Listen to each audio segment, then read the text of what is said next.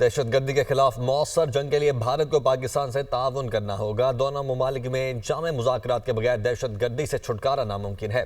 बिलावल भुट्टो जरदारी की खबर रिसाई इदारे फॉरेन पॉलिसी से गुफ्तगू। उन्होंने कहा कि बैनुल-अक़वामी इंटेलिजेंस इदारों ने भी तस्लीम किया है कि पाकिस्तान भारतीय हमले में मुलव्वस नहीं था और अगर भारत के पास कोई सबूत होता तो वो आलमी बरादरी और मीडिया से शेयर करता। बिलावल भुट्टो ने भारतीय हुक्काम को आड़े हाथों लेते हुए कहा, भारत ने दहशतगर्दी को सियासी हथियार बनाकर जंग छेड़ी और झूठे बयानिए से सच को दबाने की कोशिश की। बिलावल भुट्टो ने फॉरेन पॉलिसी को बताया कि पाकिस्तान FATF की शराइत पर पूरा उतरा है।